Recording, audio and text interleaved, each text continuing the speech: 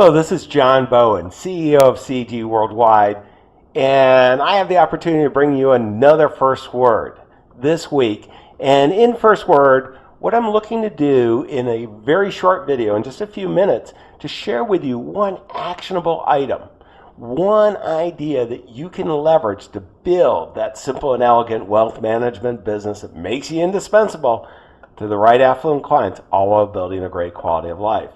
And today I want to talk about emotionally connecting with both your prospective clients and your existing clients. This is something that we have really found is a huge differentiation for financial advisors that are at the very top.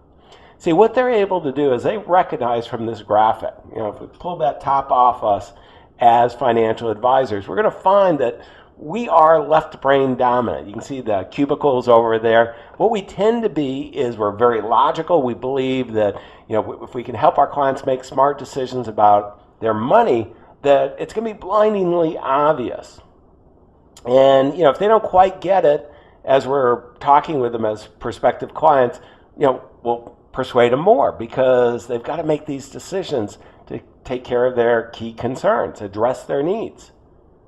Well, the reality is they're more on the right brain. See, what we find is affluent clients, they make buying decisions of large products, services emotionally first, and then justify it with logic. Well, we've got most of us as financial advisors have the ability to justify with logic, but we don't have the emotional connection. And this is so critical. And we've seen this over and over again. Now, how do we deal with that emotion? Well, you got to tell your life story. Now, you got to do it at the right place and the right time. And usually when I start talking about this, we hear that, geez, my life story is mundane and boring. Well, I'm 56. I got to tell you, there have been many moments in my 56 years that have been pretty mundane and boring. But there's been some really exciting parts, at least for me, and my ability to share that is just so powerful to connect. Matter of fact, you can go to our website, CEG Worldwide, and you can see in About the Team and hit on my bio, and there'll be a life story there. And for my other two partners, Jonathan Powell and Paul Brunswick, and you can see exactly how we tell stories to emotionally connect with what we do. But enough about me telling the story.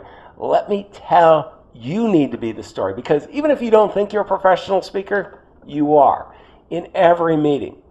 Let me go how we organize our initial meeting. We call it the discovery meeting. So if someone's come to you, referred by another professional or an existing client, they've come to you, you're sitting down with them. You do this discovery meeting. You're going to take a look at where they are now, where they want to go, what are the gaps. You're going to ask them a series of questions around 7 major areas. And we do this to connect with them. But we finish after we ask the questions, and we make sure we're the right ones to work with them, because we only want to work with clients that we can make a major impact with. And if we're not the right one, and they're not being served well by their current provider, we're going to point them in the right direction. Very important. So it's really a discovery. It's an exploratory process to see whether we're the right one. Key operative word is exploratory. We're not selling. So we're going to sit down where they are, where they want to go, what are the gaps. We're going to ask them a series of questions around 7 major themes. The themes that we ask, and we create a mind map so they can see us, creating this, is we start with values, then we go to goals. Okay, those are 2 very emotional. Most of us want to go logic first. Values, goals, then we go to relationships. What are the most important relationships you have? Wow. They connect immediately. So the first 3 of the 7 areas are all emotional. Then we do traditional assets, liabilities. Then we go from there to advisors. And we want to understand the relationship with advisors. Also with process. We find 99% of the affluent clients we survey don't believe their financial advisor has a compelling value proposition to address their needs. So we want to be real clear what they're looking for in process. And then we finish on an emotional in this question period on interest. When you're not working, what do you enjoy doing? Okay, balancing that emotional and logic. Haven't talked about any products, any solution. Let me go one more step. Then we share our personal story. Let me give you one example. This was in a coaching program. One of the advisors heard how we structure stories and he goes, John, I got nothing. I'm looking at the questions that we asked him and he's got all kinds of content. I'm just looking at the single sheet of paper.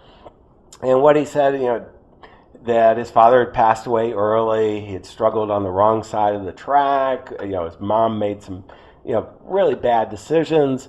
And he had graduated from a really good Ivy League school and then worked immediately in financial services.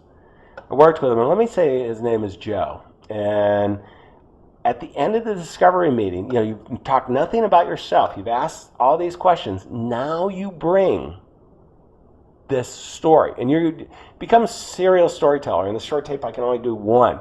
But he would say something along the line of this is, I'm really excited. After I've learned about you here today, I think we can make a major impact. See, I am passionate about wealth management. It all started when my dad died when I was 8. He was a great father. I had a great childhood, but the world changed when he died at 8. I didn't know I was born on the wrong side of the track. We weren't that wealthy a family by any means. And unfortunately, my father hadn't prepared for his early death, and my mom was not equipped to handle the financial situation. And she made a series of really bad decisions. And I looked around and I found out the only way that I would get out of this is to be either a great student or a great athlete. I hedged my bet. I tried to be both. And I got a full scholarship to one of the best schools, Ivy League schools. I studied finance because I didn't ever want to have a problem with money. And the very first thing I did is when I graduated, I took a job with one of the major financial service firms. And I committed right then to be a financial advisor so that no one had to go through what my family went through. The very first family I took care of was mine. And working together, I will make sure that you make smart decisions about your money. So we maximize the probability to achieve all that's important to you. Feel that emotional connection. It's a lot better when Joe tells it. But that's what you're looking to do, is emotionally connect first. Affluent clients acquire professional services emotionally first, and then justify with logic.